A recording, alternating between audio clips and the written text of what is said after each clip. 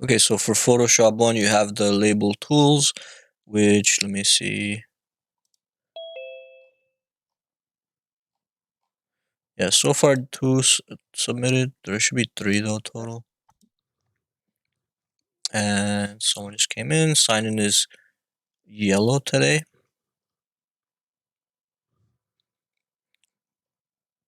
So Photoshop 1 assignment 2 was to do that lesson that I showed you yesterday.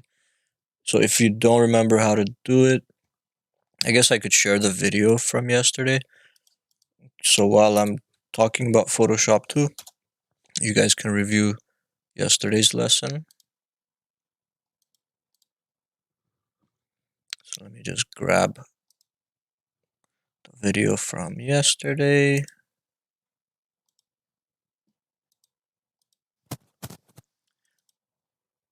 Which was this one.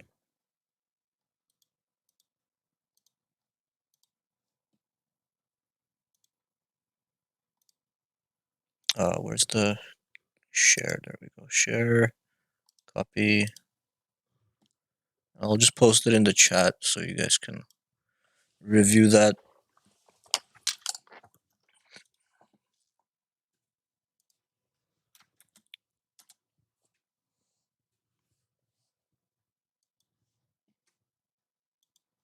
Right, but basically you're going to click this button to go to the OneDrive, download lesson 2, and try to get this to look like the end file. But yeah, I believe I put the instructions. So straighten and crop the image using the crop tool, reduce the redness of the image using levels, curves, or color balance. So it's up to you. And you could use adjustment layers for that. Change the color of the graffiti.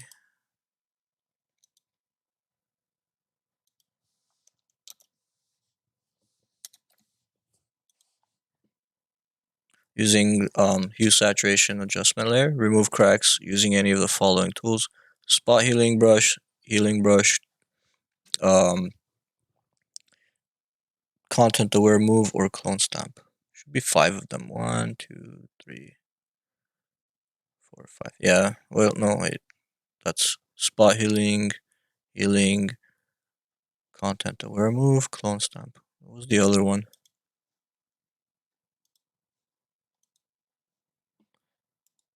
Which one did I? Oh, I did not include the patch tool.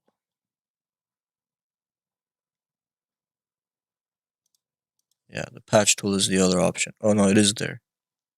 Spot healing brush, patch tool, content aware. Okay, never mind. But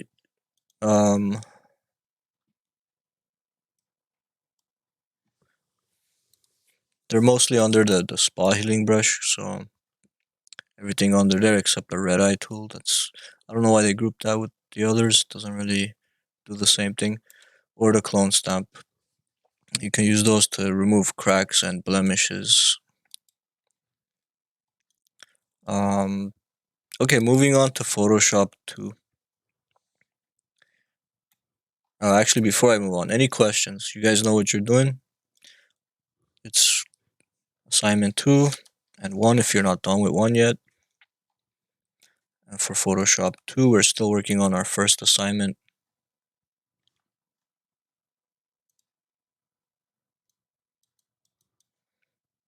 Right, so yesterday I generated some AI art and I used it in this one. But now I want to try like a different type of ad. One where, I don't know, more like a single image maybe as the main image, and I don't know, let's see what we can come up with. But looking at some other examples like travel ads, wanted to do something more like this, for example. Right, just a single picture and then some text below it, or like this one.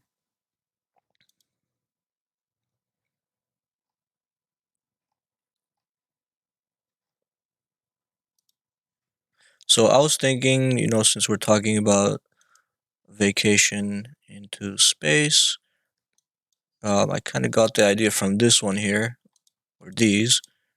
having like a window and showing like Earth through the window. I thought that would probably make a good ad for this. So for that, I'm gonna look for first. I'll look for an image of like a window or something that we can um, Photoshop so that we could take out the background from the window and replace it with like an outer space background. So let me look for a window and find something that would look interesting, like maybe this one.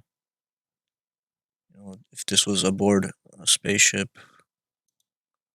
or something that shows like a regular like interior of like a room or something. How about like a hotel window? Like something like this. This one's a little too dark and plain. You don't really see anything around it. We could use this one.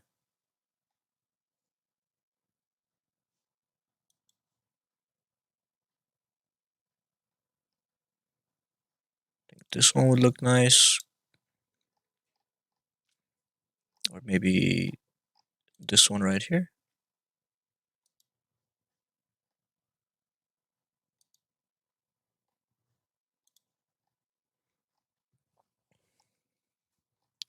This one could look cool too, but I feel like it's just too many windows.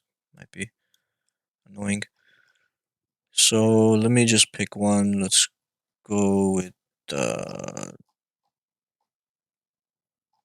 this one looks easy, so I'll do this one.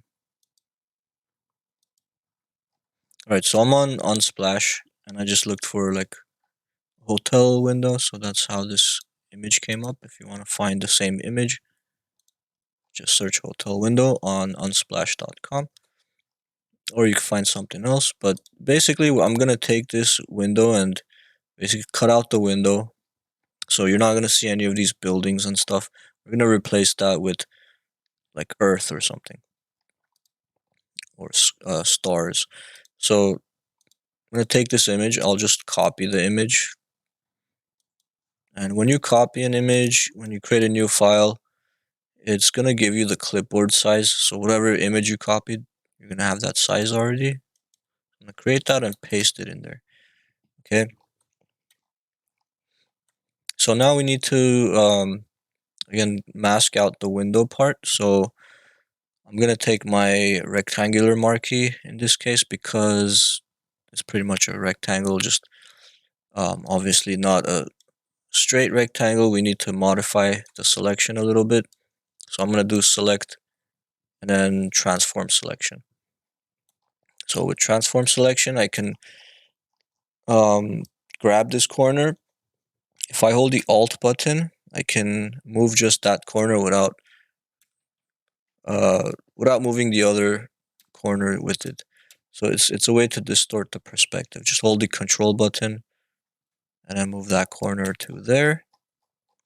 Zoom in if you need to. Right, put that corner there.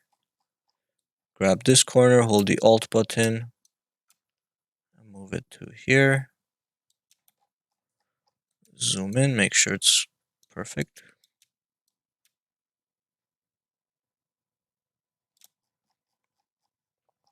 By the way, if you zoom in really close and you're seeing like white lines, you need to go to view and then I think it's a view show pixel grid. You just have to turn that off. Uh, you might not mind it, like I don't know, it's not too big of a problem, but sometimes it's annoying to see those lines. So go to view, show, and then uncheck pixel grid so you don't see those lines. Alright, so let's grab this corner, put that there.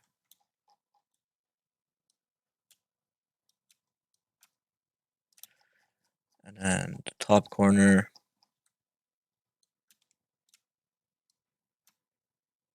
move that to there.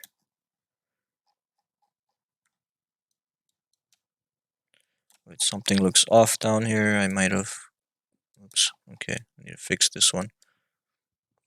So click, hold, control, move that there.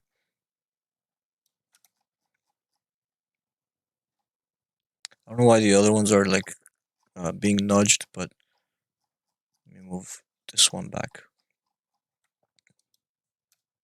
I believe that should be there. Okay, so we have the window. I'm gonna hit the check mark. Now I also need to make sure this is not included in the selection. We don't want to cut out the lamp, so um, for that, let me try. I want a nice like oval selection, nice and smooth. You could try using like the object selection tool and then shift select it, or actually we need to do the opposite. Not shift, but alt select it. So hold alt and then drag a selection just around that, and Photoshop will try to deselect it. If you're using an older version of Photoshop, you might not have that. Might not be able to actually do that. So you'll have to manually deselect this part. You could use the quick select actually. If you hold the alt button, click on that, it'll deselect it.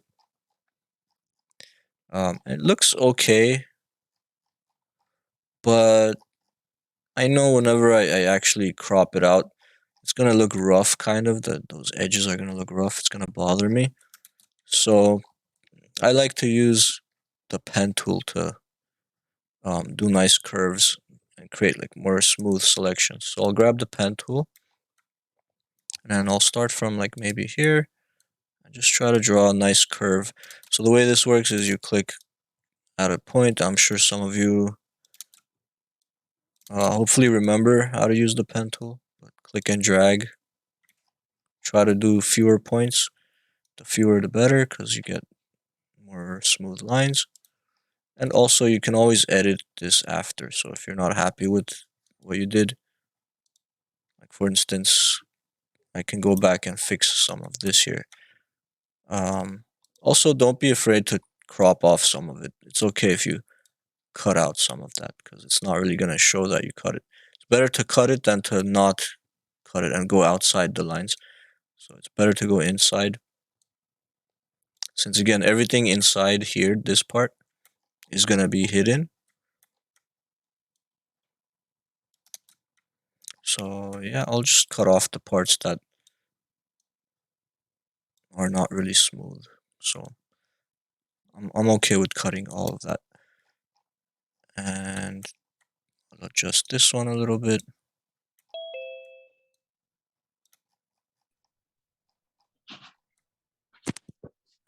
And someone else just showed up, so sign in is yellow. You can see here I'm probably gonna cut off a bunch of this part too. But I get this nice clean selection. Right, so but this is right now this is my selection. This is a what do you call it, a path that I created with the pen tool.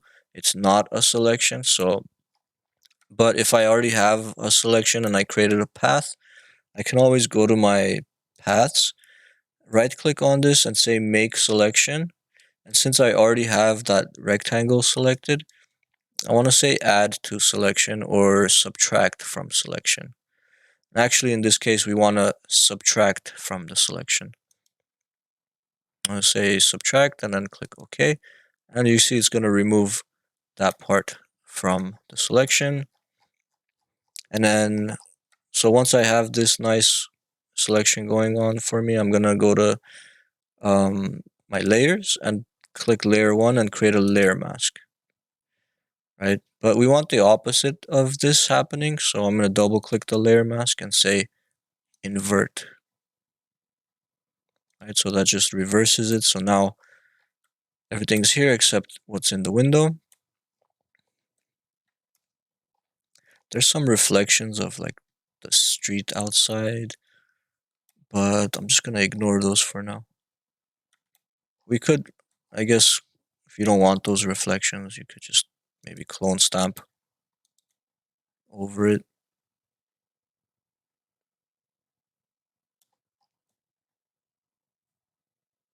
Try to remove it, or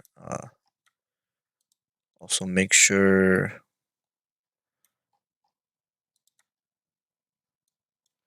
since we're painting over like the layer mask, make sure you have the layer selected, not the layer mask. Okay, so grab that, paint over this. But you have to be careful. You don't want to throw the line off at all. So um, might be better with something else, not the clone stamp. Let's see, grab from here, line it up with, let's say, right here. Start painting it down. It's just, it's not exactly the same. So maybe I'll do it different way. Why don't we create a rectangular selection like this, and then do a select transform selection and move this over to here. Scale it so it's like inside.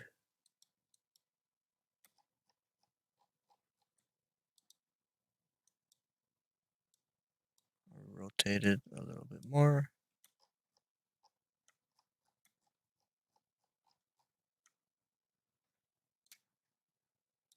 Okay. Never mind. Since I accidentally accepted the selection, you gotta do it all at once, or else it's gonna be harder to rotate it and stuff. So, or just use something else. I don't know why I'm using the rectangle. We could probably do it more easily with the polygonal lasso. Just click where you want to start from, like let's say right here. Use the hand tool, so press the space bar if you need to pan around. I'm holding the space bar so I can do that. And we'll bring this down to, I don't know, I guess all the way here. And then to here. Again, holding the space bar or Alt and zoom out so we could zoom more quickly. Let's go all the way back up here.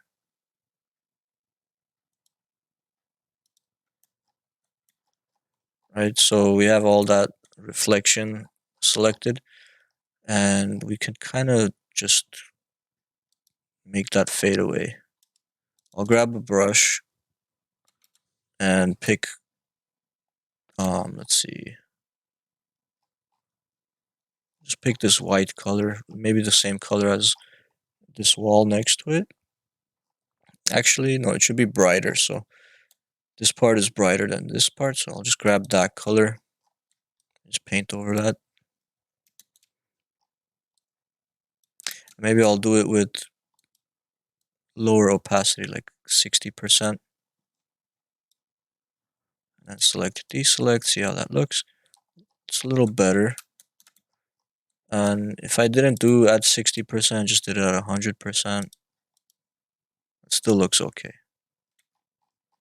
Maybe this part is a little too strong, so maybe I won't go all the way down there, or I'll keep the brush soft. Select, deselect. Okay, I think that's fine. Got rid of the reflection. Probably should get rid of this reflection as well, but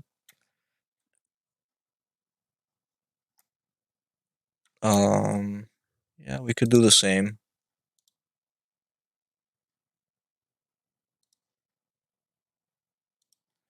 I'll do this to cut this part out.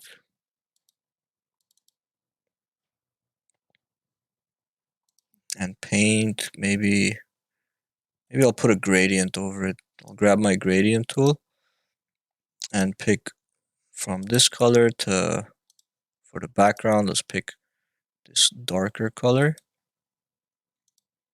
And then just draw like a gradient down there. I think that works. Got rid of the reflection, still looks like a TV over there. There's some other reflections. I'm just going to ignore those other ones. Okay. What else? Okay, so all those things, removing the reflections is kind of optional. The important part is masking this window out so you can put a different background in there. So right now there's a white background, but we could make that a black background.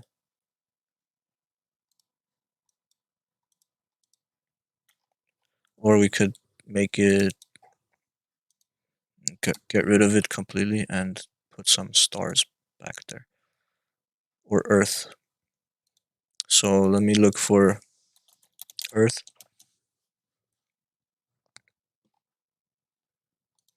And this image is kind of bright.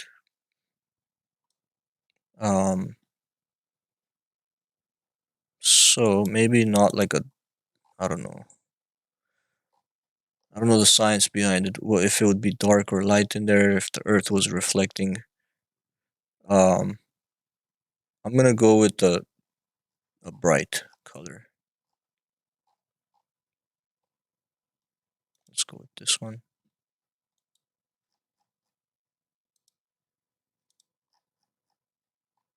Right, so this is,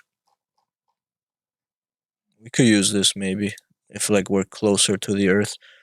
If we're further away, we could use something like this one, but I'm gonna go with this one here. I think this will look nicer. So I'll copy this image, paste it in here, make sure it's on the bottom layer, and then move it up. Maybe scale it down a little bit.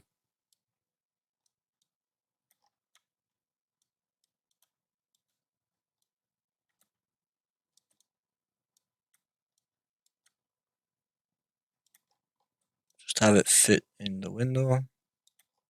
Also, we could like rotate this. Doesn't have to be on the bottom. It will look more like we're in space if it let me rotate. It's not letting me rotate. I think I have to accept it, and then I can. Actually, did I do a free transform? It's probably because I did a transform scale. I'll do an edit free transform this time. Scale it down. I want to rotate it. Yeah, so we could pretty much rotate this whichever direction. So it'll look like Earth is there. It'll look more like it's in space if it's not like this. If it's like this, so this will look cool.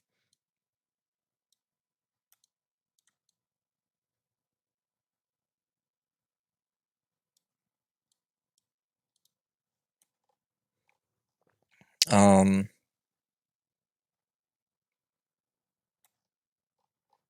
all right, so that works. I'm not sure about the lighting.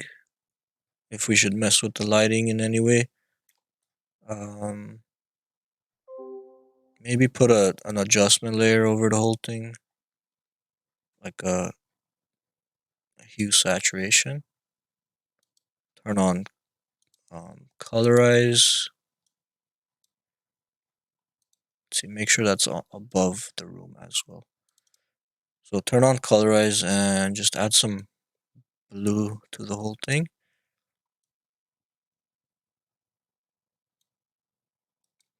And then just erase some of that. So when you do this with the adjustment layer, it comes with a layer mask, right?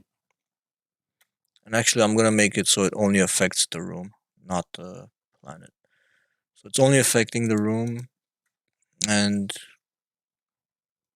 I don't know if it should be blue or this other color here, but I'm gonna select the layer mask and grab a nice big brush, black one, so we can erase some of that effect. Maybe lower the opacity a little bit. So just go over and weaken that blue effect in some areas.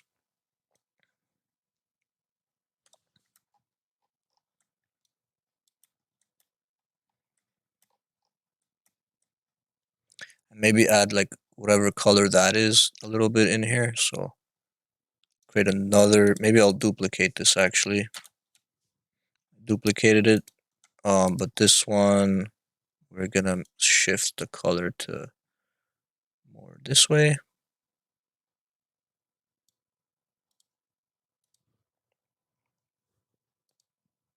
I'm gonna clear the layer mask though. Let's paint the whole thing white for a second. So it is, so the whole thing is showing.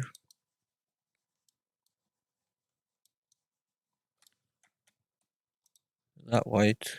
Yeah. Alright, so the whole layer mask is white, so we're like starting with basically a clear new layer mask. And I only want some parts to be this yellow color. So I'm gonna grab the black again and remove the yellow from some areas like up here.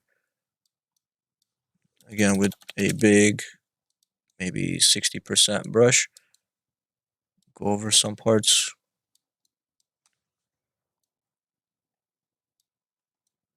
Down here. Make that even bigger and make it even weaker, like 35%. Just get rid of a little bit of that, and then the blue, I think there's a little bit too much blue here, so get rid of some of that.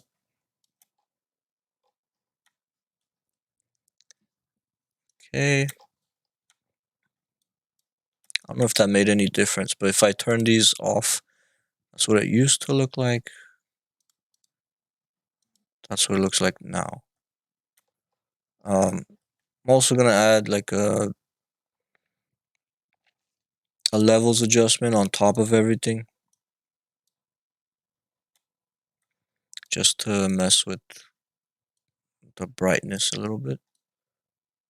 Make it a little bit darker. I feel like it needs to be darker.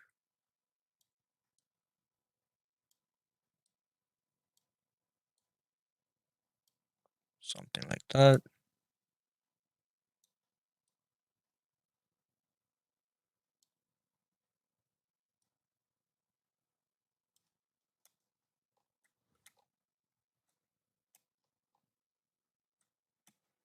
Cool. And then start putting in your text, and this would be the ad basically. Let's see, how big is the file? It's 1974 by 2961. Maybe I could scale it down, but maybe I'll do that later at the end. So when you're exporting it, then you could like crop it to whatever size you need. But right now I'm just gonna make sure the dimensions are at least the right dimensions. So for the ratio, it should be 16 by 9. Actually, it depends on the ad. Might be a square. Might be a 4 by 5 or a 16 by 9. Either direction. So that's just up to the ad, whatever ad you're using. But I'm gonna go with 16 by 9 since that's closer to what the whole design is already. So parts of this are gonna be cropped. Maybe I'll keep the TV a little bit. And yeah, just crop it to 16 by 9 ratio. And then let's put our text. So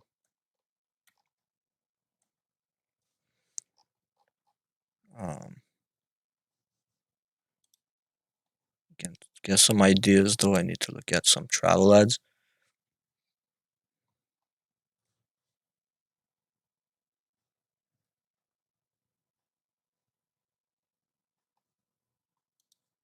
How about this? Just leave.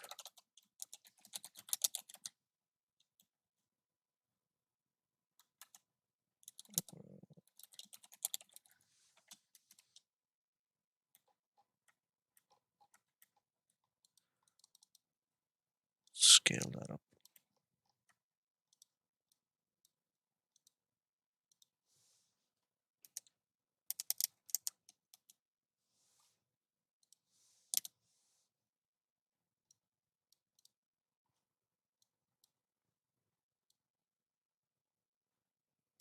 And I'll just play with the scale of these so it like fits a little bit nicer. These make sure it's centered and there's no extra spaces.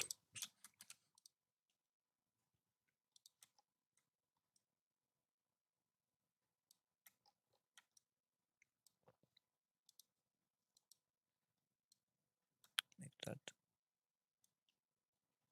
bigger.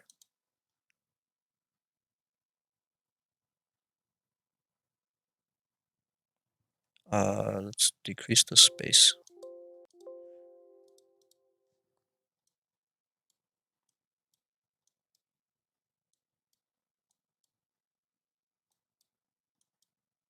And I think all caps might fit better.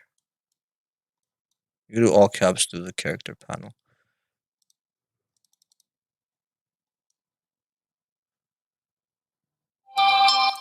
I don't know if leave the world behind sounds like a good thing though. Maybe I need to come up with a different name. Just pretend it's a good thing. Need to raise that a little bit. See if there's a bold version of this. Looks like there should be. There's bold. Also black, which should probably be more bold.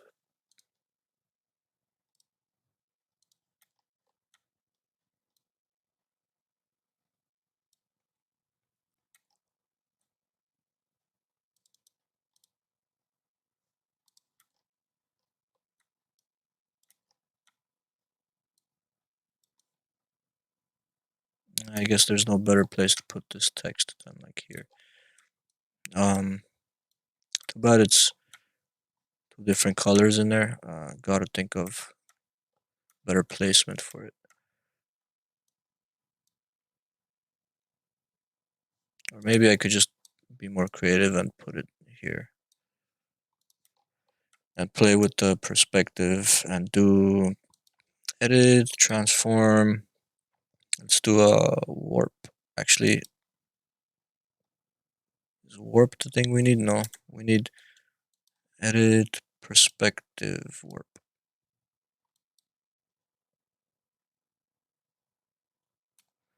Actually, for perspective warp, we should probably do it before rotating it like that. Let me just remember how the perspective warp works. It did absolutely nothing, so let's undo it, bring it back to here, and again, edit, transform, or edit perspective warp. It says the text layer must be rasterized before proceeding. It will no longer be editable. So unfortunately, that's going to happen. It's going to become a non-text layer, so you won't be able to change the text anymore. But you have to do that in order to use the warp. So let's grab that.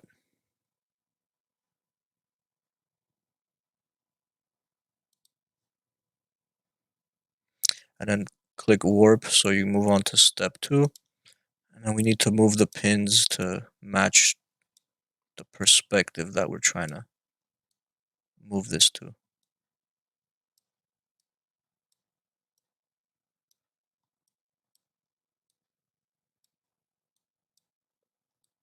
Maybe a little bit further up the bed like that.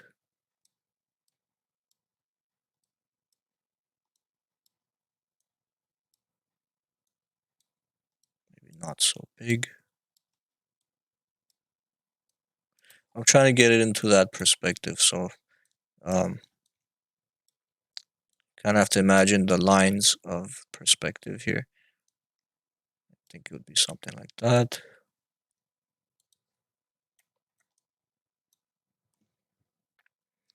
And then change the blending mode maybe, so it looks more like it's printed on there.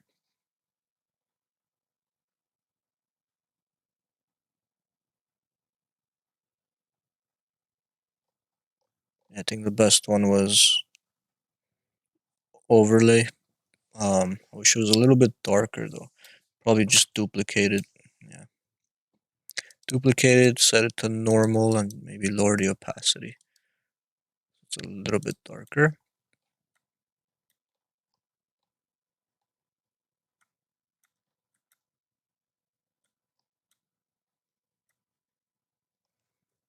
And then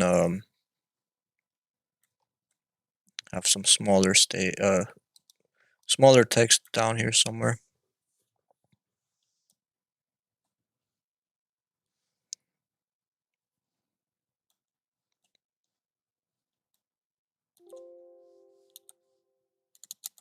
Book now and get 2 nights free.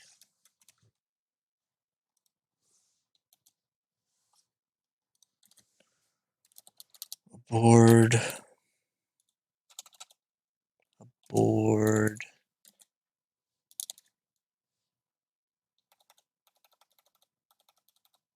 Actually, we don't need to write a board.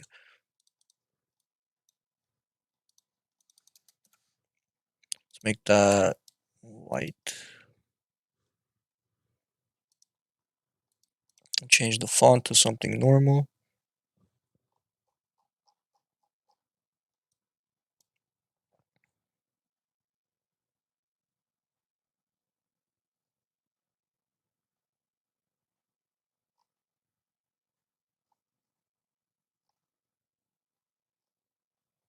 What's normal?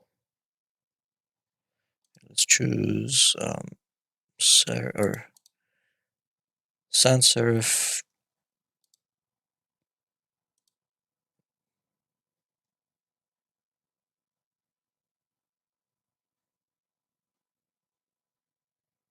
Montserrat maybe, and then regular and not all caps.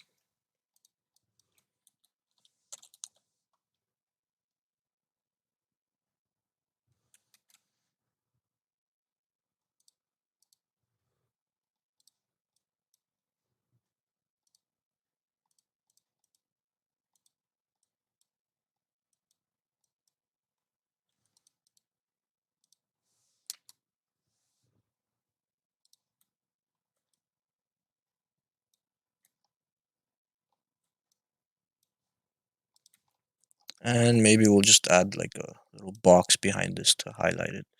So I'll create a new layer underneath the text and fill it with maybe black or something like this color.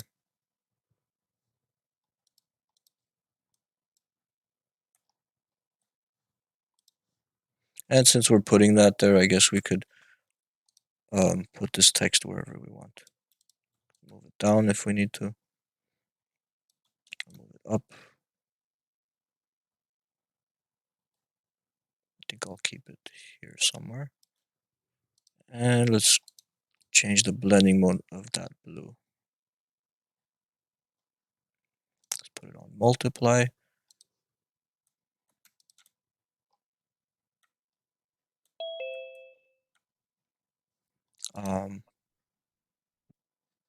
Oh, and we need to put, I guess, the name of the space station somewhere. I forgot what the name was. I'll pick a different name. What did I use last time?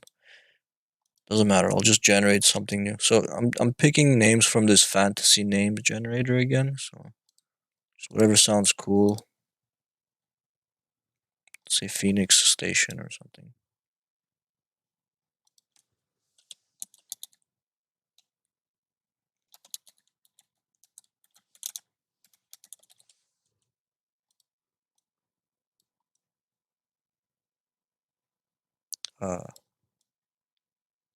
Bring that up.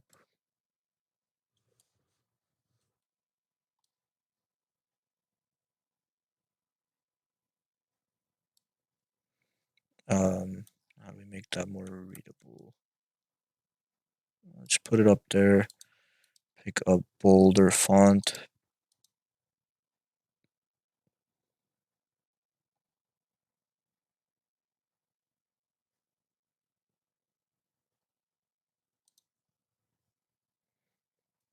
what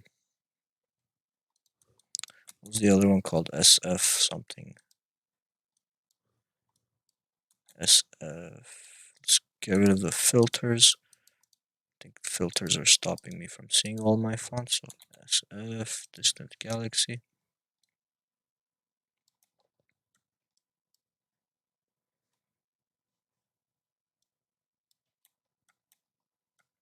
And we'll probably copy this blue box here and use that here too.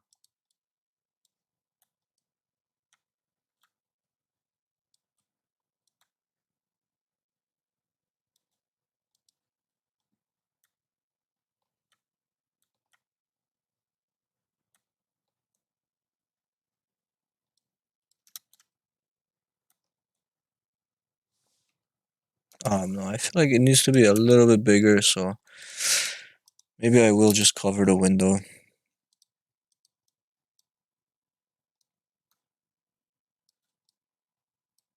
And possibly, if we change the blending mode, we might make that more readable.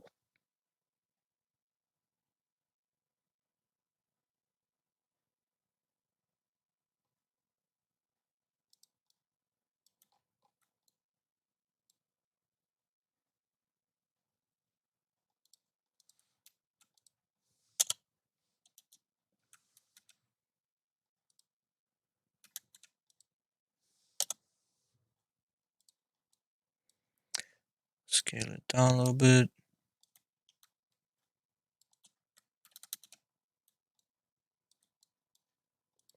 I believe some layer styles might help. So maybe a shadow.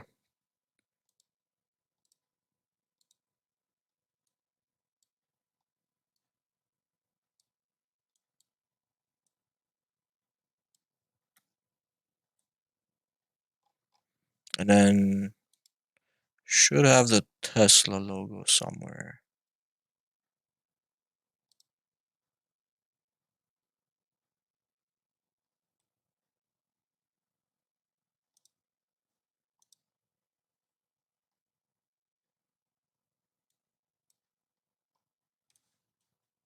Where'd it go?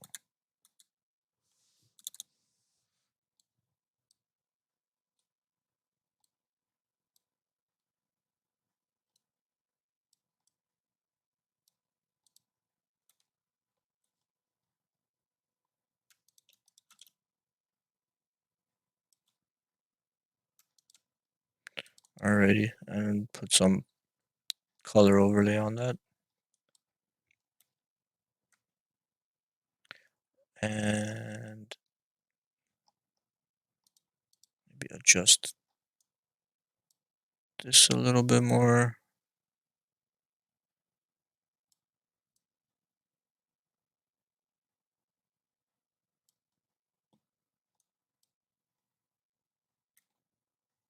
Okay, I'll go with that one. So I'll give you guys like, I don't know. I want to give you some time to try some of this. I'll do another example afterwards. See if we get a better result.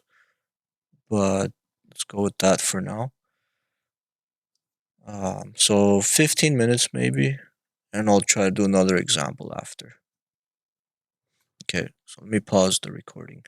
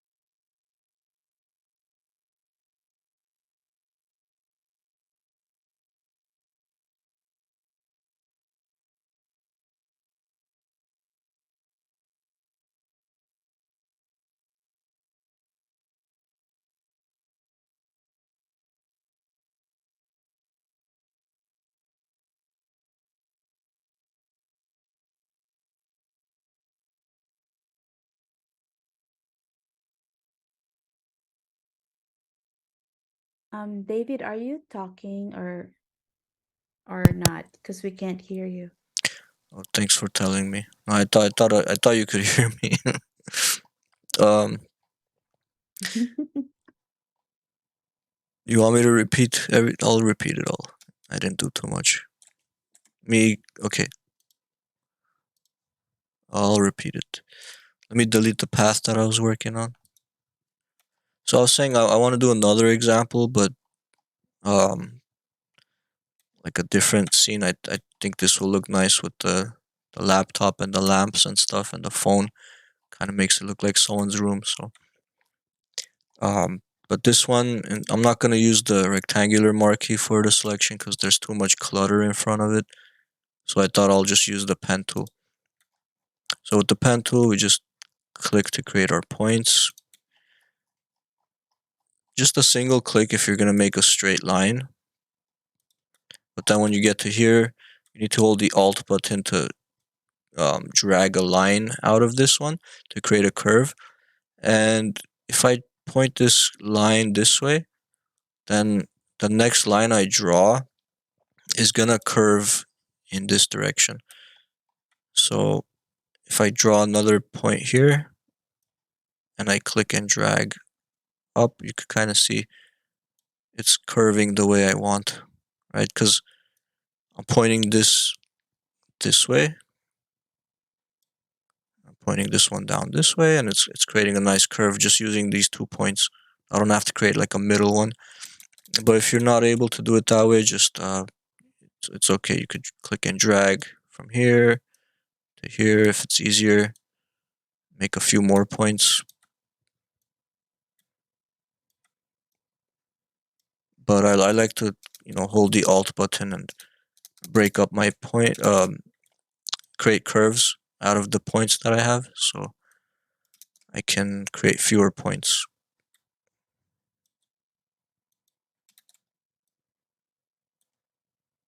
So this one I'm Alt clicking, or after I draw the point, I hold the Alt button and then it breaks this, so I could point it this way, maybe a little bit further down.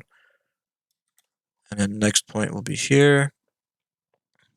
This one was a little too far down, so holding Alt, I'll just drag this handle up a little bit, maybe this way.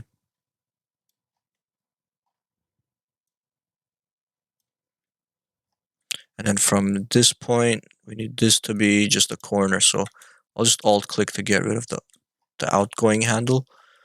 And then from that point, we'll connect back to this point. And do the same here. Come down here, create a curve, slight curve here. I'm just going to click and drag a little bit, hold Alt, break that. Click here, and then another curve this way. Alt click because we don't want to curve on this side. So Alt click that point. And then here to here to down all the way to here. These are easy, they're just corners, so I'm just gonna click each corner. And then the last window here. So this one, just click and drag and just try to follow along this curtain. Remember, it's better to be inside the line than outside. So be inside the curtain. You'll just cut off some of the curtain, but it's better than leaving some of the window. Because we're gonna remember the window is gonna be gone. And everything in it. So bring this here.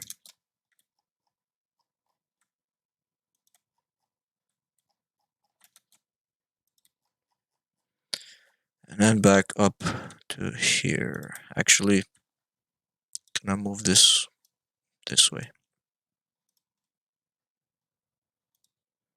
And connect these two. Oh, and a little bit down here also.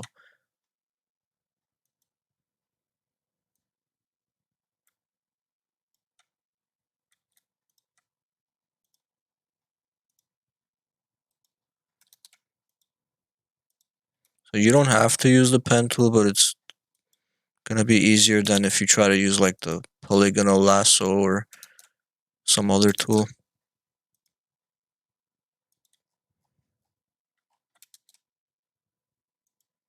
Because it's easier to undo and adjust your selection with the pen tool. Let's also get rid of in here. So take this.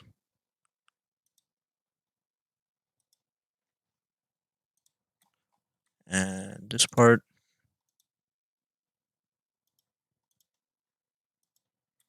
Alright, so I think I have everything selected. Or paths created for everything. I don't have a selection yet, but I do have the path. So if I go to my path here, I can right click on it and make it a selection. Or double click on it first to save it. In case you need that again, but you don't have to. So after you're done with that, just right click and say make selection. Click OK. Alright, and then my layers, go to my layer 1 here. Click the mask button. We want the opposite, so double click and invert that.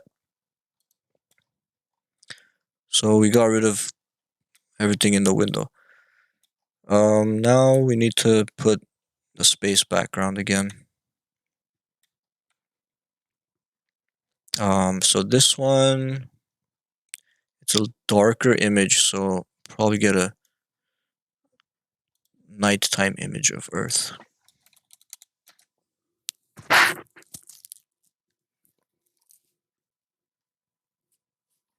think I'll use this one. Copy image, paste. And let's put that in the layer behind the window.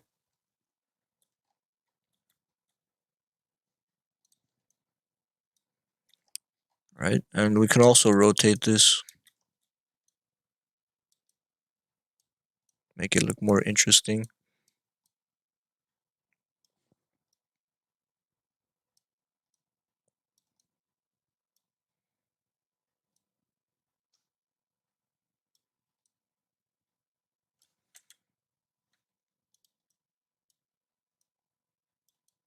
I might need a bigger size of this. Let me go back to here and see if they have a larger size.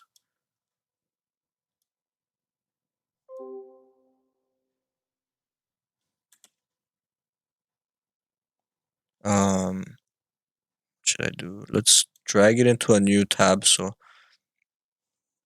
we get the full size. And then drag it here. And then if we transform, it's a little bit bigger. It's still not quite big enough to fit it if I rotate this diagonally. But we just need this part really. This we can, it's just stars on a black background, so we could easily just continue that. Yeah, I'll just do that. I think that's a good angle. And then for this part, we can always do a content aware fill. So you could pretty much select what you want to fill. Like we want this whole thing here to be filled. So this part is selected, and I'll do a edit fill content aware. Let's see if it'll do what I want. Yeah, sort of. I mean, barely any stars. It's kind of empty.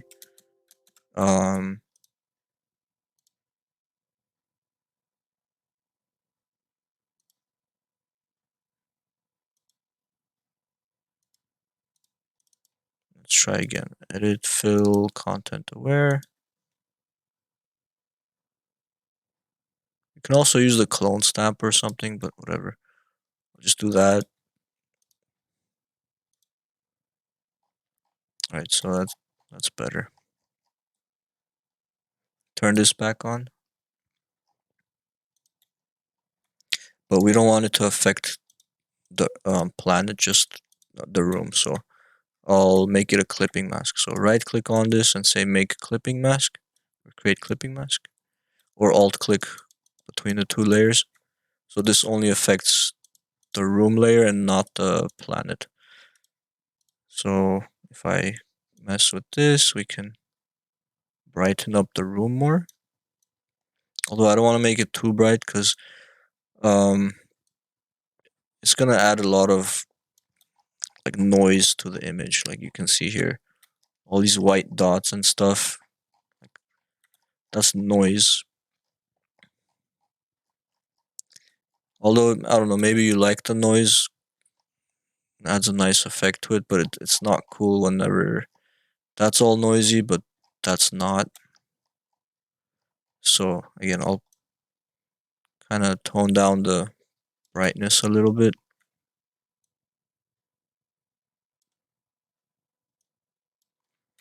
And to get rid of some of that noise, you could try filter noise, reduce noise.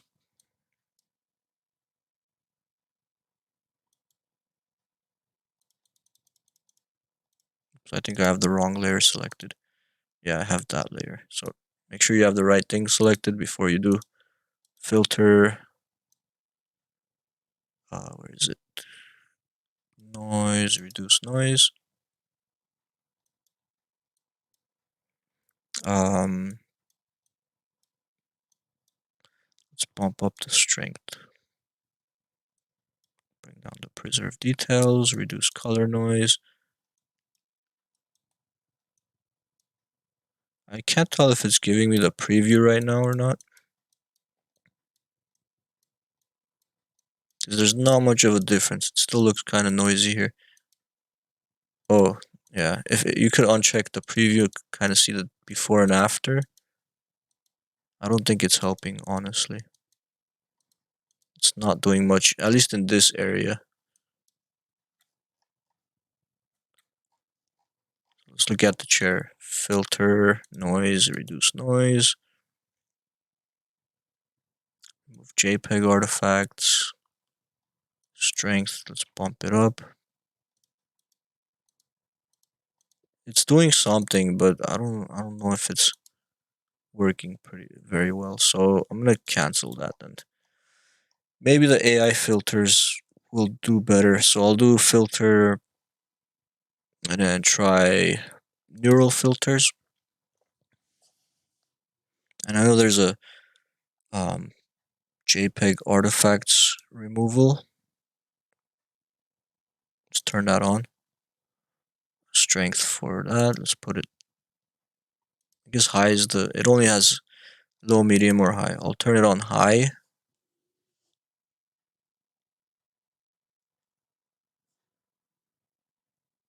And it's not gonna take too long. Just 30 seconds left. So I'll wait.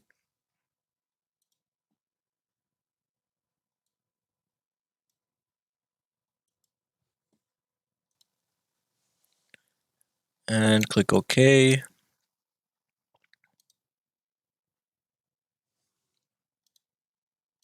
Let's see how that did.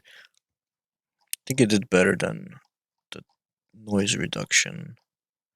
Let's see if let's go to the history and then see before and after. So there's the before, there's the after. Yeah, it's slightly less noisy.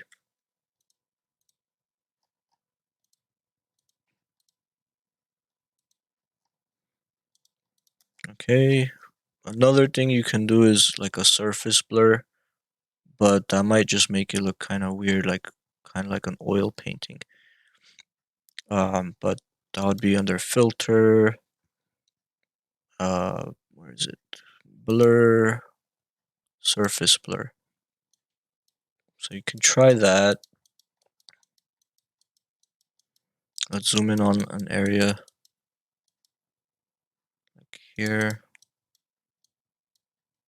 And that's the before and after. Like, let's look at something more familiar. What's that?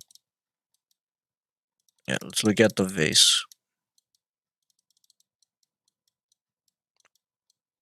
Actually, Actually, that's too dark. Let's look at maybe the computer.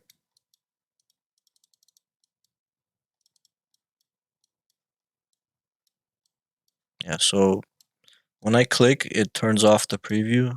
When I unclick, it shows, or I could just do this, I guess. It doesn't really help. But when I'm clicking, it turns off the preview. You can see more noise. When I let go, it's smoother. It kind of tells you what it's gonna do. Let me click OK and see how that turns out. So yeah, now it's like really blurry. Like here's the before, after.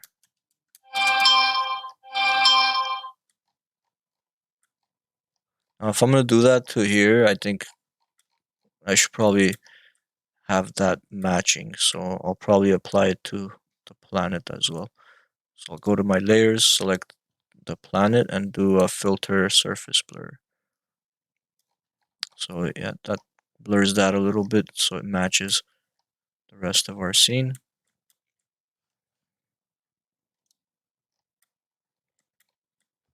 And let's mess with the lighting a little bit more. Let's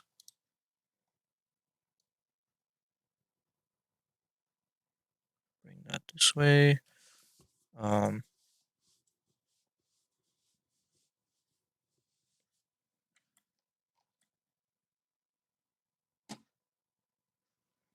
let's see if we could add like the sun maybe is behind the earth, but then if it was, it would be brighter on this side kind of. I don't know. Let me try something here. Let's add another layer under this one. On this layer, let's just make like some bright yellow. Oh wait, I forgot this is actually solid right here. We can't really draw behind it. Okay, never mind. Just to avoid extra work, I'll leave it like that and figure out how to make this look like an ad.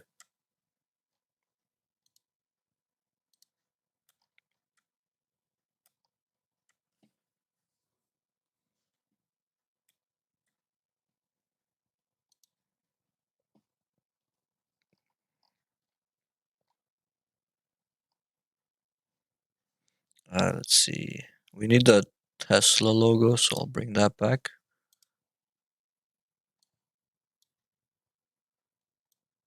The SpaceX logo, I mean. And bring that to the top. And either make it white or try to make it more readable somehow. Maybe we could do a outer glow.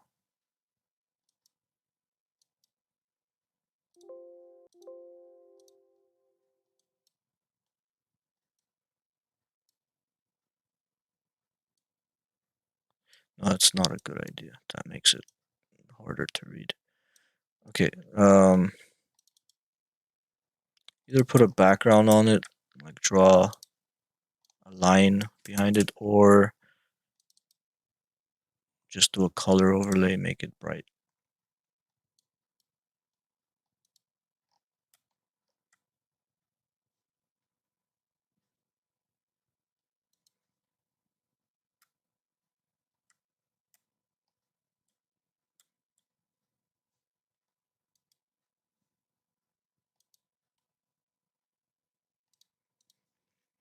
Then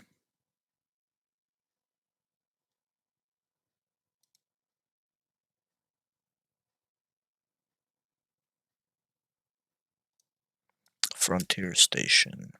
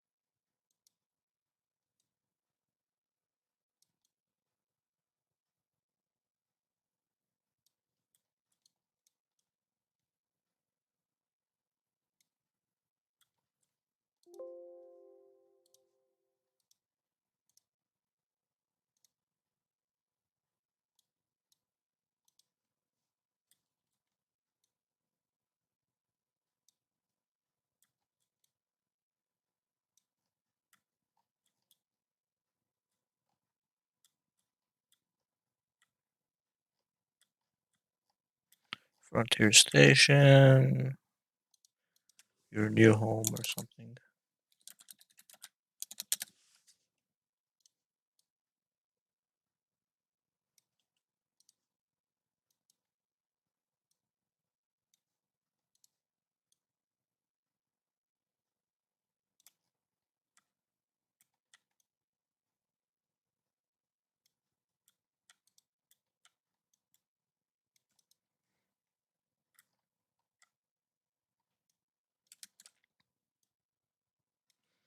Anyways, that's that's another idea. So I don't know if I like that or the other one better, but let's save this one as SpaceX 3.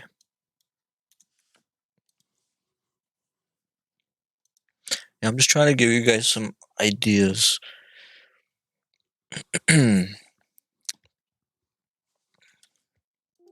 I know some of you could be more creative and come up with some better ideas than what I have here.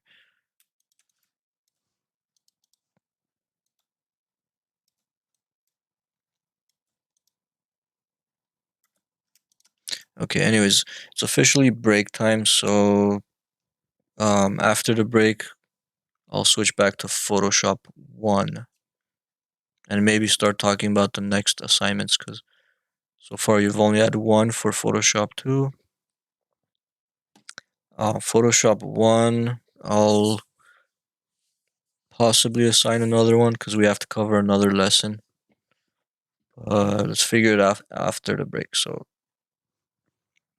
I'm going to stop recording or pause recording. Okay, so back to Photoshop 1. Let's download lesson 3 today. So uh, here, I'm gonna paste this in the chat.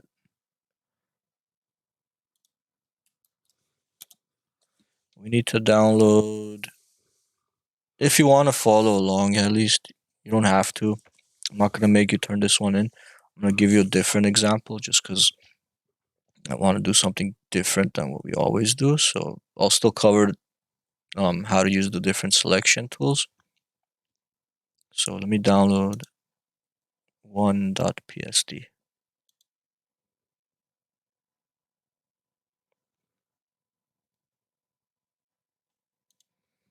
So again, this is a beginner lesson for people new to Photoshop. If you don't know how to select objects, I'm going to go over different ways to select things, different techniques and tools to use. Okay, so by now you should already know how to use the elliptical marquee. I've already gone over this one. You drag from one corner to the other. You can move it around afterwards. If you want to move it while you're drawing, you need to hold the space bar.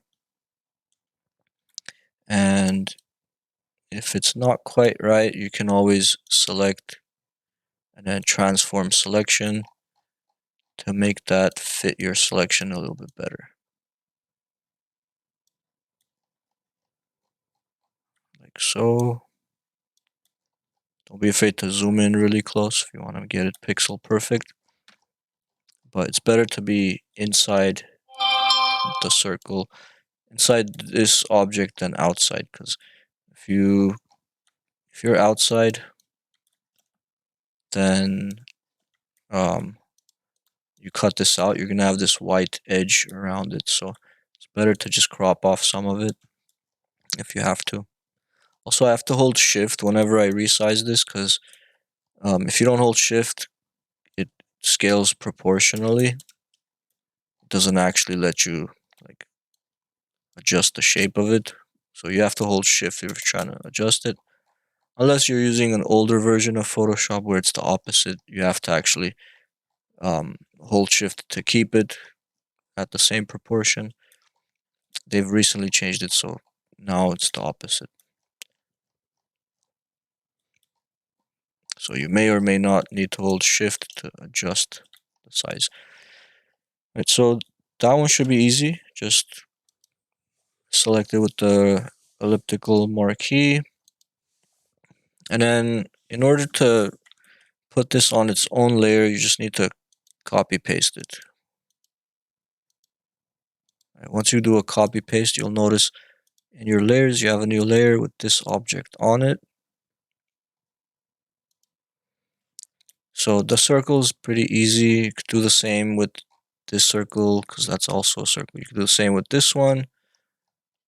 So there's 3 circles here you could select the same way. You can also just let Photoshop try to select it for you. If you use object selection tool. Again, this is a newer tool, so you might have a version that does not have object selection. But the object selection tool, you just basically drag a box around the object you're trying to select. Make sure you're on the correct layer, and it will select it for you. So that's nice. It works. It's more useful with odd shapes like this one. You don't have to draw a box around it. You could just click on the object, and it will detect the edges and select it for you. So I can now copy and paste this, and it's on its own layer. There might be some parts that you might have some white left over, like a little bit here and a little bit here, but you can always either erase it with the eraser. Oops, make sure that is a smaller brush.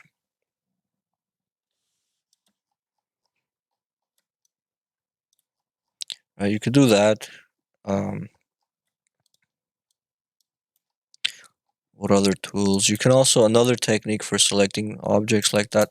Let's say you don't have the object selection tool, you could make a box around this and then use the magic wand to deselect everything but this.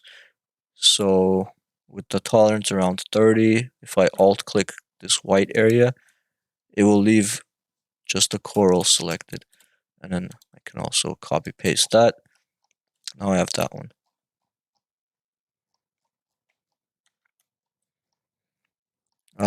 There's also, I never use these tools, but you can use them as well, like the magnetic lasso. You can drag along the edges. It will try to stick to the edges for you. So you just have to be kind of keep the mouse close to the edges, and it will try its best to stick to the edges. And if you went out a little bit, it's okay. You can use the lasso tool to oops, shift select that, alt select to remove, shift select to add, alt select to remove.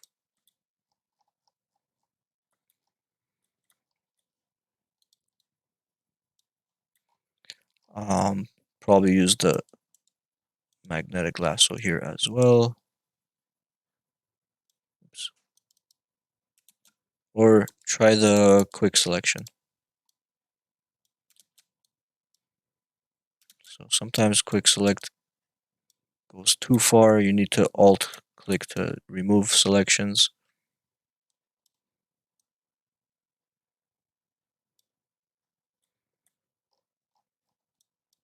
Alt click to remove, shift click to add. Well, actually, with the quick select, it's already on add mode, so you don't have to press shift. But it might be on this mode where you do have to press shift if you're trying to add to the selection. Otherwise, it'll make a new selection. So holding shift, this stays selected, it also selects that one.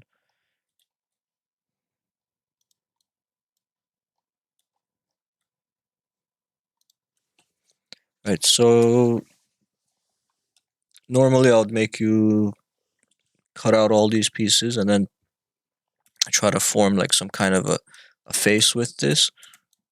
I might take this here and then transform and reflect it. So if you want to flip something over, you do transform, flip horizontal, you could have it flipped the other way. Actually, this might be better for like a mustache or something.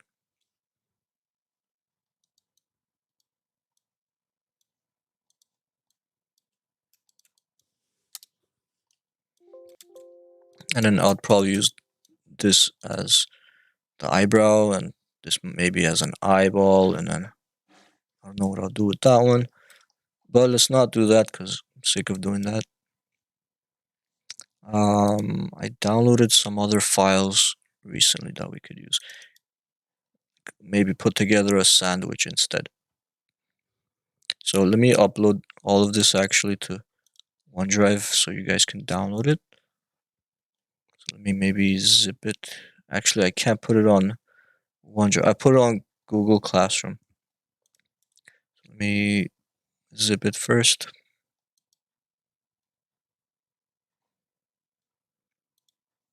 And let's go to here. Assignments. I'll make this a small assignment. It'll be easy. So let's say create new assignment. Assignment 3 sandwich. Use the selection tools to separate objects onto their own layers and stack them to create a sandwich.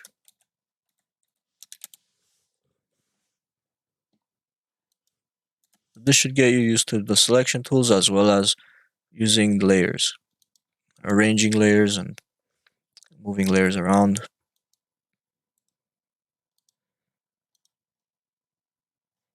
So let me upload this here.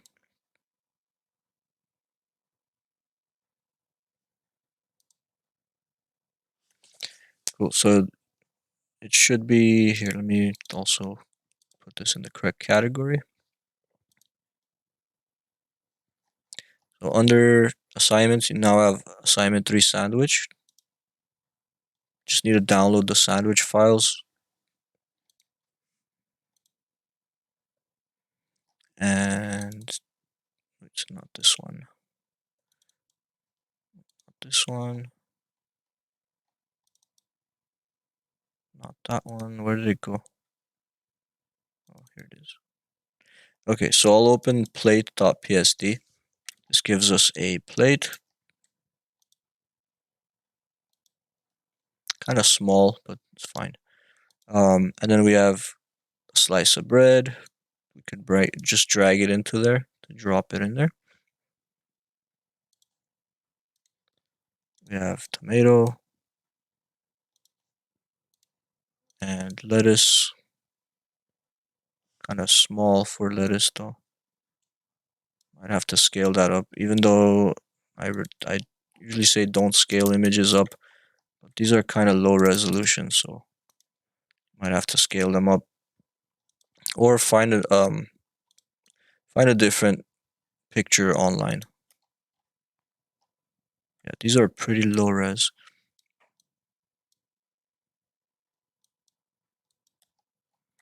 But anyways, the goal of this is try to separate everything. So the bread is on a white background. Should be easy to separate it from the white background. You could just use the magic eraser. Click the white background. Make sure you're on the correct layer. Oh, we need to rasterize these.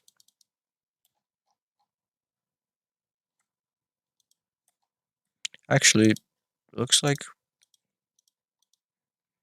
there's a slightly better quality version of the toast hiding somewhere.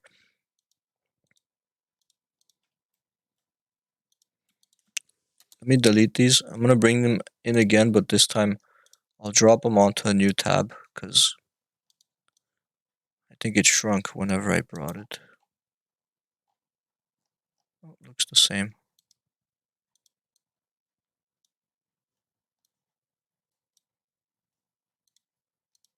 About the lettuce. Okay, yeah, you should actually do it this way. I don't know why it brings it in like it shrinks it whenever you drop it the normal way like this. So instead of dropping it in there directly, just bring it to a new tab and then from the new tab drag it into here. It probably might work as well if you place it by using an import file import. Actually, it's not import, it's file place, I believe. Place embedded or place linked. I'll do place embedded. Let me see if it brings it in good size.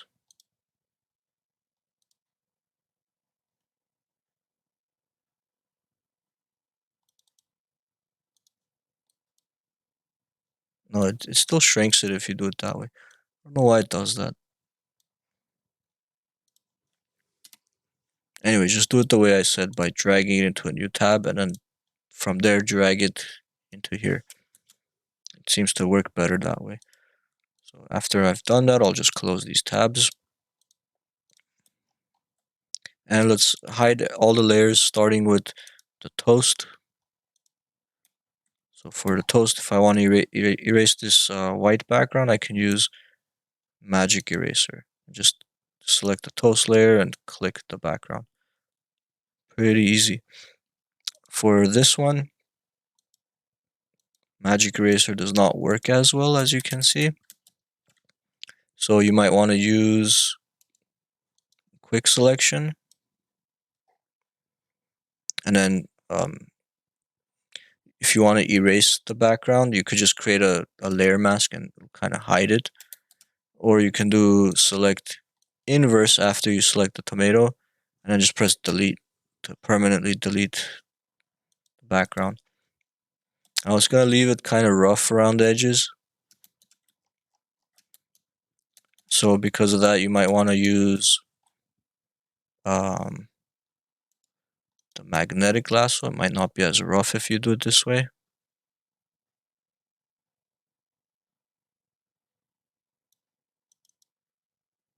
It still looks like it's going to be rough, but another way to smooth out rough edges is before you cut it out, do a select and then select and mask. And then you can like increase the smoothness over here. Maybe shift the edge inward a little bit to cut off some of the edges. You could add contrast if you want to sharpen the edges. But I'll just smooth and click OK. And then just cut that and then paste it on its own layer and then delete the background. Okay, now for the lettuce. So for the lettuce, looks like it's got a white background, so you could probably just use the magic eraser.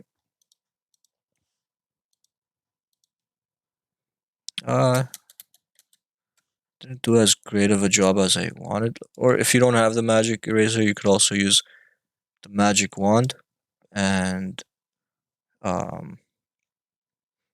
actually first select the whole thing, then use the magic wand to deselect the white part by alt clicking the white areas. Then you could create a mask to see how it looks. If you want to permanently delete what's not showing, right click on the mask and say apply layer mask. So that kind of, it's like same thing as having pressed delete instead of create layer mask before.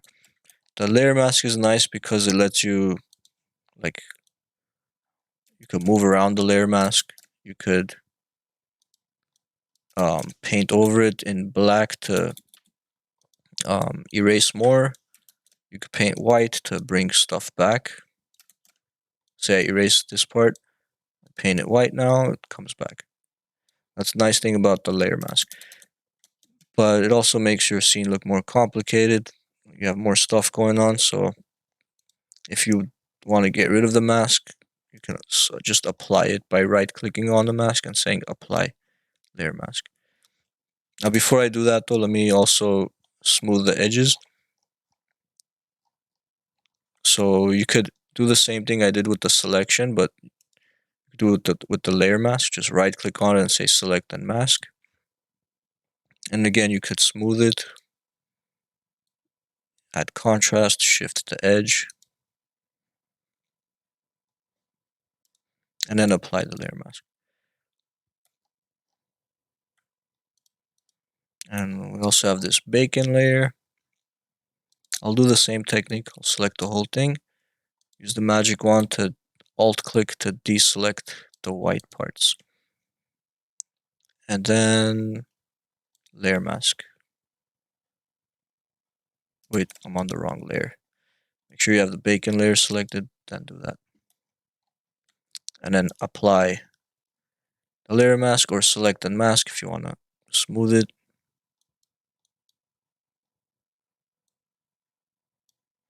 But I'm going to leave that as is and just apply the layer mask. Okay.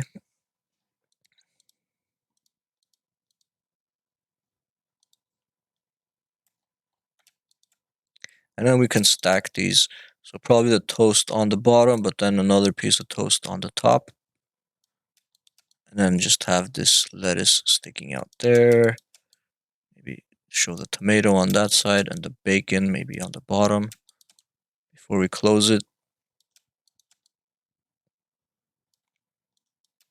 I know, what's the point if we're just gonna hide it, right? But or you could like maybe rotate this so it's like uncovered.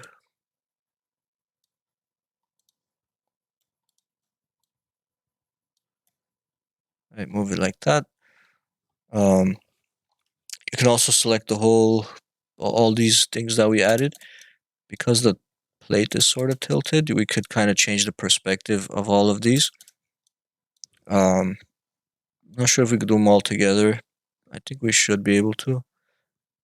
Can do a free transform or transform perspective. And then holding the Alt button, you can sort of drag the corners here to drag it inward to make it look like it's further away on that side, but I don't think we really need to do that, but it does add a little bit of perspective distortion.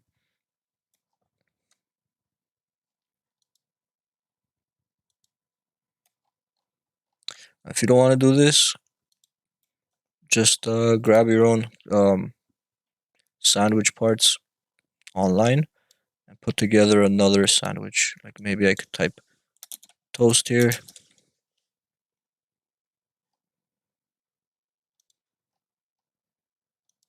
Maybe take this one.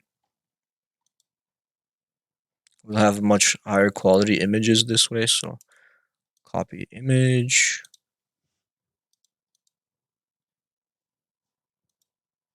And paste it in here. And we just want the toast, so now this time it's not just a plain white background, there's another piece of toast in the background plus a plate, so magic eraser might not work here, or you might have to click a bunch of times for that. But better way to try to select this one might be to actually use the magnetic lasso and just go around the edges. If that's not working for you, you want to have more control because the magnetic lasso sometimes jumps around to parts you don't want to select. You can use the lasso, which is just pretty much, you have to have a steady hand, and maybe it helps if you have a drawing tablet. But then even that can be annoying because if you make a little mistake, like you stopped here, you have to undo it. You can't really continue. So I would use um I would use the pen tool, but again, it's kind of takes a while to master the pen tool. But if you can use the pen tool, it's better because then if I stop clicking, I can always come back to it. I could switch to another tool, that path is still going to be there. If I go to my paths, it gets saved in this paths panel. Also, it might not be set to paths. With the pen tool, you could also draw a shape. So you might have it set to shape. If you do, it'll actually draw a shape as if you're using Adobe Illustrator. But I usually have it set to path when I'm going to make a selection out of it. And then I just go around the edges. And because I'm using this Bezier curve tool, it's easier to have like nice smooth selection. But I'll go around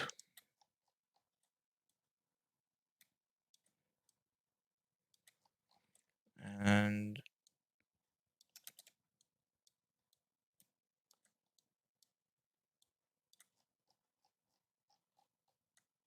just go around. Again, it's a little bit time consuming because you have to manually select all of this, but it comes out much better, cleaner looking.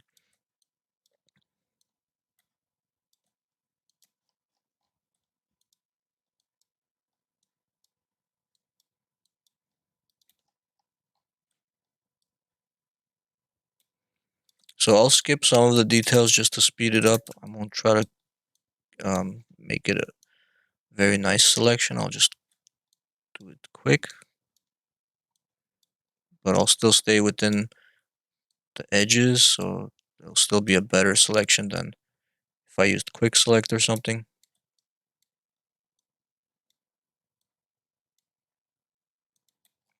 Alright, so I've got the path going all the way around the toast. I just need to go to my paths panel. If I want to save this, in case I want to keep that path, I could double click on this. If I'm not going to save it, I'll just right click and say make selection. It'll still be there until I draw a new path. Like if I take my pen tool and start drawing a new path, that old one is gone. Now work path is this new one. But if you don't want that to happen, you want to save that toast shape, just double click on it and give it a name. Then if you start drawing a new path afterwards, that one will still be there. See, now it's, well, since I still have it selected, it's adding on to it actually, but let me deselect that and start drawing another path. And you can see now there's another work path. The other one is still there, but there's two separate ones, which I'll delete the second one. And then let's cut out this toast from here. So layer mask, cut it out.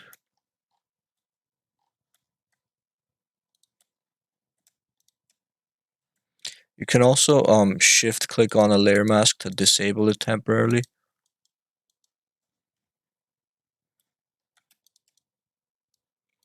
So I have my toast.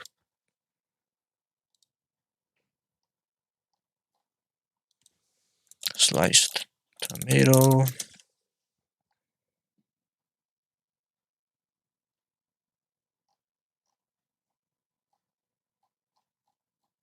Could probably use this one. Now I won't see the shadow when I cut this out, so it won't look like it is right. Right now it looks like you could tell it's a tomato cut in half. It's not really a slice. But if we don't see this shadow here, it will look like a slice. So basically I could use this. Paste it here. And let's see if the magic eraser works on this one. It kept some of the shadow, but I'll just click on the shadow. Okay, so it took a few clicks, but it looks okay. Pretty clean selection. If I want to further refine this, I can always control click on the thumbnail of the layer so that it selects everything on it. And then I could do a select and mask, and then shift that edge a little bit inward.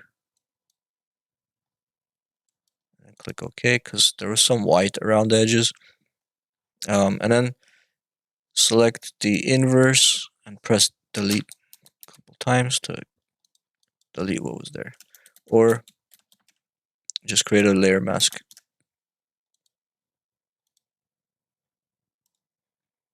And if it disappears, just invert your layer mask. Right, so there's still some white edges. So I'll just go select unmask and shift it in more.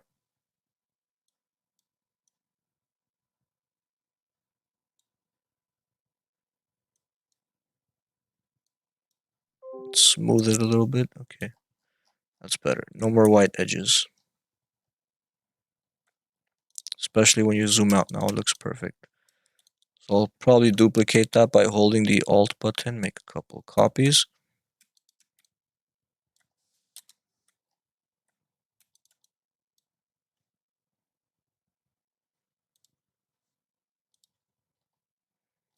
What else do you want to put in your sandwich?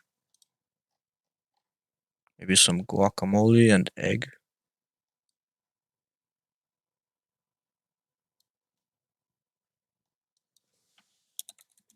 Um, Avocado slice.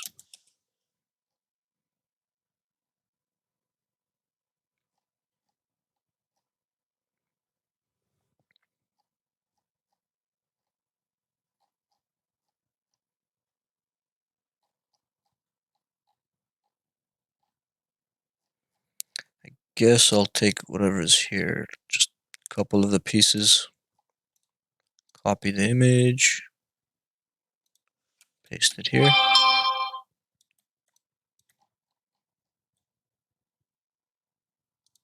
And let's cut out one of these. I'm not going to use the pen tool because I'll just make this more of a rough selection with the lasso. Just do my best to go around the edge.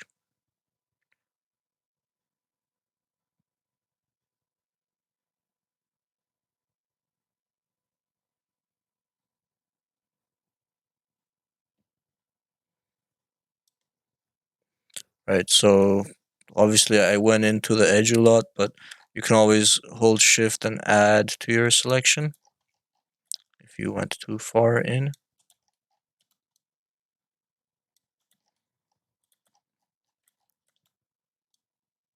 If you go too far out, hold Alt and remove it.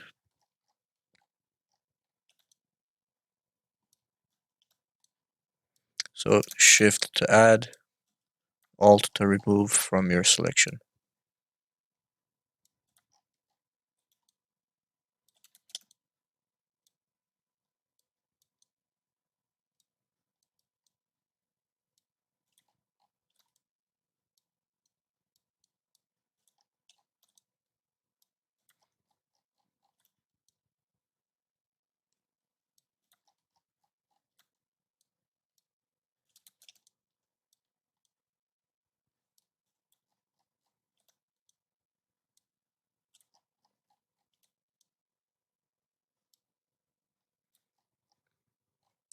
Okay, and I don't really need to do all of this because when I cut it out, like it's cut it and paste it or copy paste it, you're not going to be able to tell that the outside is missing really.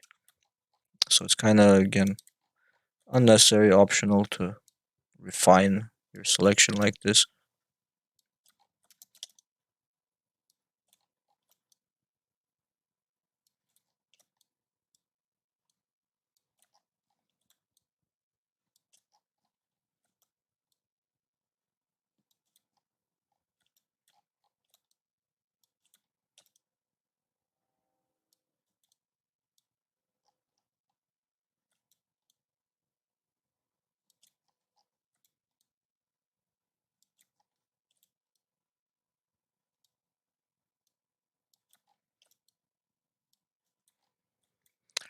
Alrighty, I'll just include some of this here, some of this one, and this one.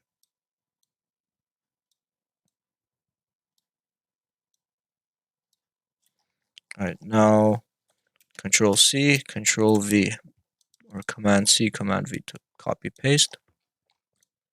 Now we have a slice of avocado.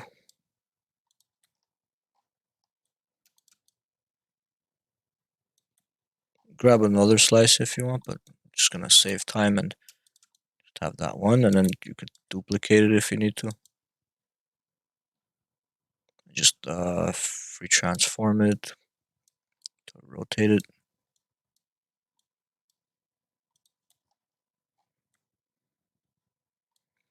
Let's have it sticking out slightly because the toast is gonna cover maybe the top part.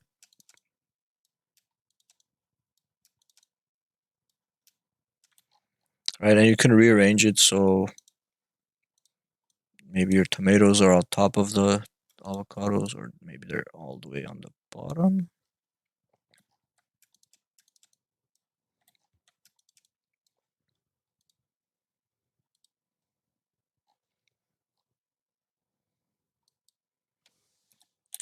Egg slice.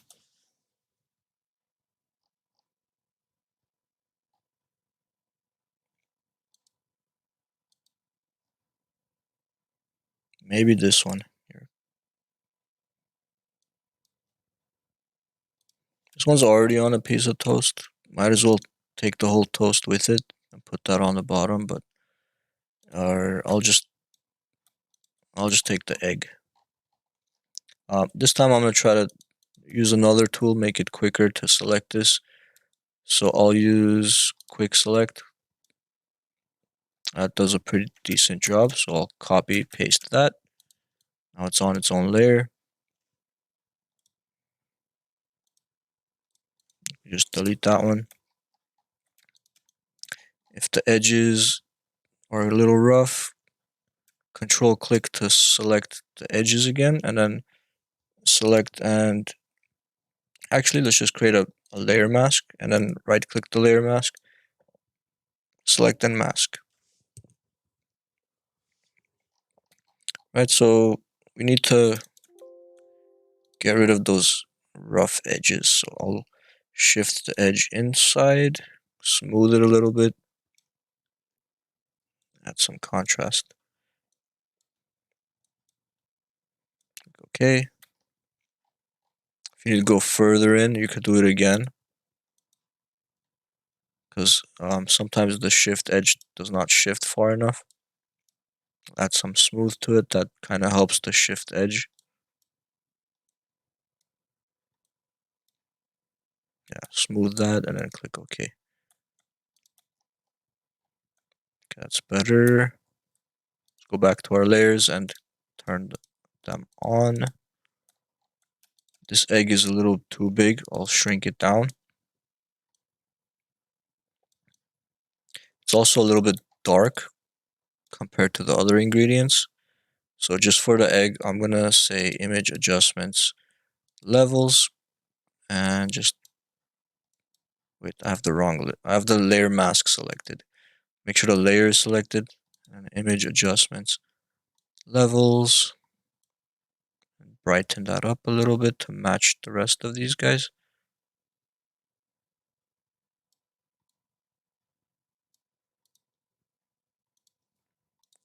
And then place it on top. You can rearrange holding the control button or command button and then left and right bracket on your keyboard. If you don't want to open the layers panel and drag it up manually by yourself, just hold the alt button, the control button, and left and right bracket. So I'm holding, make sure the layer that you want to move is selected, and then hold control plus either the left bracket to go down or control plus right bracket to go up a level.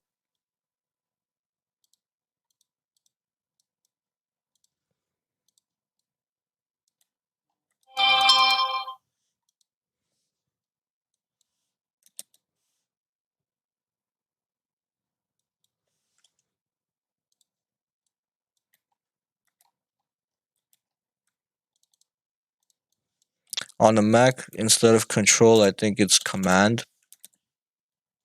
I'm not sure though. You gotta try the different shortcut buttons. It's either Command or Option, or I don't know what else it could be.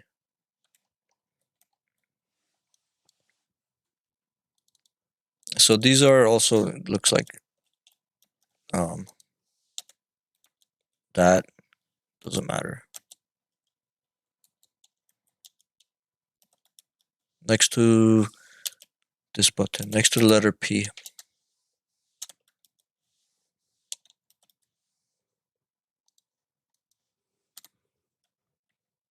Okay, anyways, let's rearrange this.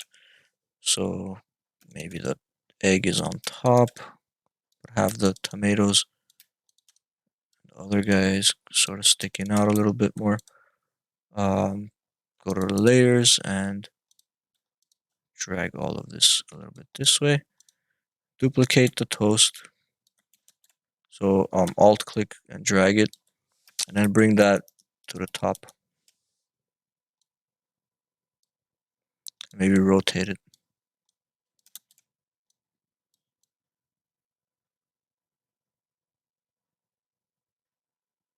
Maybe just throw it off the thing here. Okay.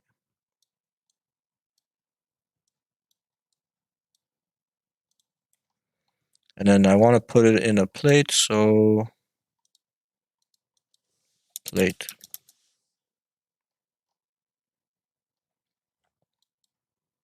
I'll take this plate because it looks nice. Paste it in here. Let's look at a large size. Copy, paste. Okay. Put that on the bottom.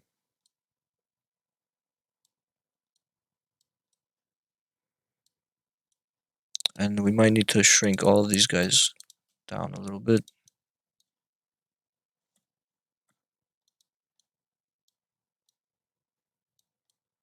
So it fits in the plate. And let's also add a little bit of shadow. See how this plate has a shadow going this way? We could, like for each of these, let me try grouping them first. I'm just going to group them all together and then try adding a layer effect to the whole group, a drop shadow. Alright, so I added a drop shadow to the whole group, and I can rotate the shadow and increase the distance, the size, kind of have it match the other shadow.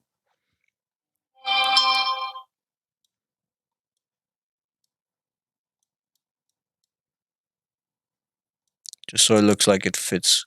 It looks more real that way. Right? Just have the shadow pointing this way and increase the size. You can also mess with the opacity if you need to.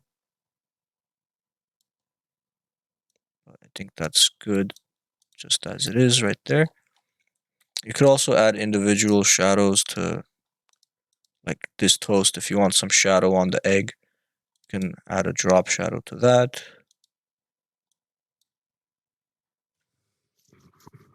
As for this one, I might decrease the size, but also decrease the opacity.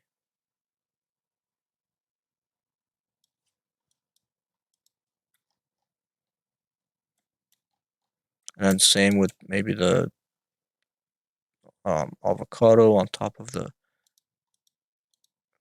where's the avocado? Yeah, there. So maybe some shadow underneath that one as well. So drop shadow. Maybe bring the distance a little closer. Increase the opacity slightly. There we go. So that looks, just by adding those shadows, I think makes it look much more realistic.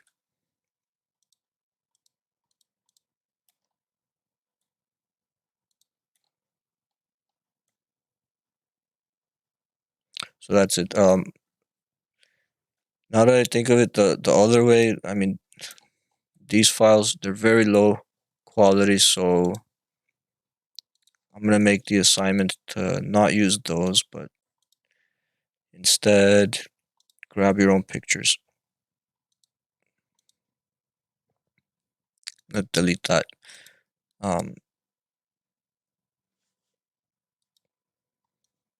So find images of sandwich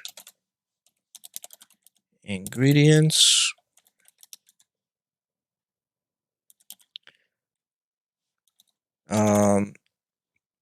Remove their backgrounds and stack them into a sandwich with separate layers.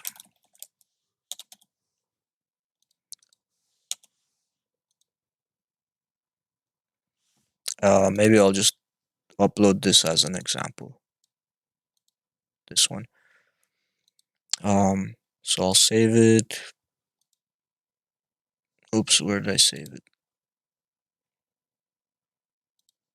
I don't want to save it on the cloud. I just want to save on my computer. I'll save this on here. Let's put it here.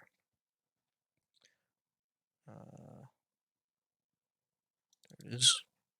Photoshop.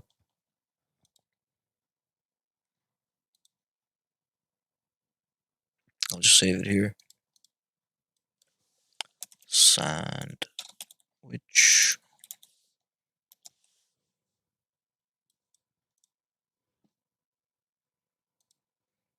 And I will upload the Photoshop file. So you can kind of break it down, take a look at how I did it, and try to do the same.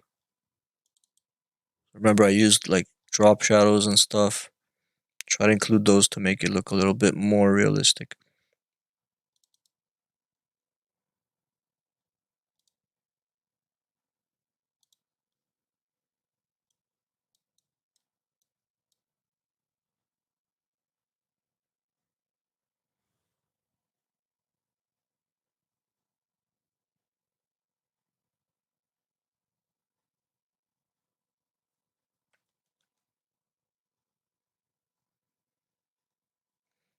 Okay.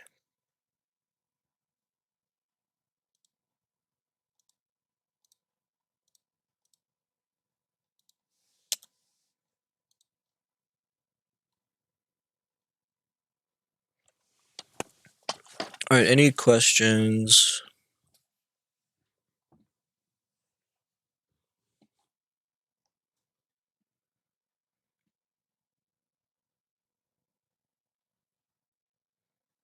No questions? Okay. So as of now, your only assignments are still, well, for Photoshop 1, you've got the 3 assignments. So lesson 2, not sandwich, sandwich. So lesson 2, I assigned yesterday. And again, that's just to follow the instructions or follow the video from yesterday. Just let me know tomorrow during lab if you need the video. So I send it to you so you could watch how I did it. And then same thing with this sandwich. Give you the example so you could look at the different layers and the effects I've applied. For Photoshop 2, it's just the one assignment so far.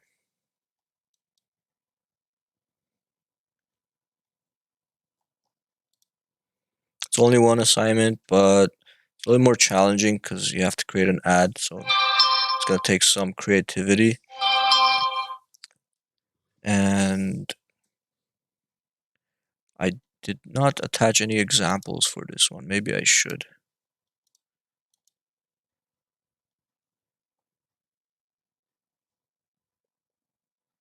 So I'll just upload whatever examples I have so far. Even though they're not the greatest, I'm not happy with my examples, but I'll still upload them. So the three SpaceX files.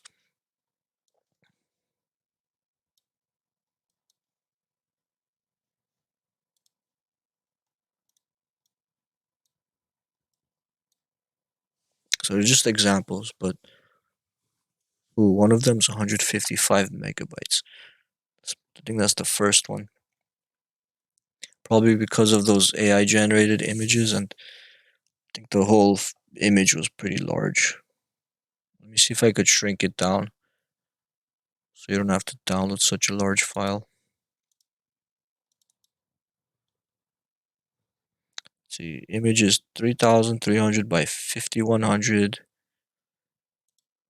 Why is it so large though? Oh, it's probably because this layer is a smart object. Let me rasterize it. That might bring the size down.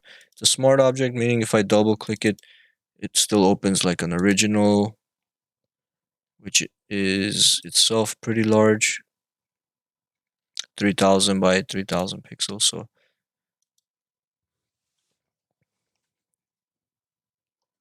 and this one also, it looks like, oh no, that's just a logo. Wait, that should stay here somewhere. Anyways, forget it. It's fine. It's 150 megabytes, but I'm sure you guys can download it and then delete it after if you don't need to, or just look at the other two examples. So, any questions? Tomorrow will be lab. You'll have time to work on it. But if you have any questions on like um, what type of ad or the image resolution or anything like that, image resolution I'm not too strict on. It's just it has to be um at least 1000 by 1000 pixels. Anything smaller than that is just like kind of small and low quality. It doesn't look good. So, and don't make it too huge. Don't go like above like 5000 pixels. It's unnecessary.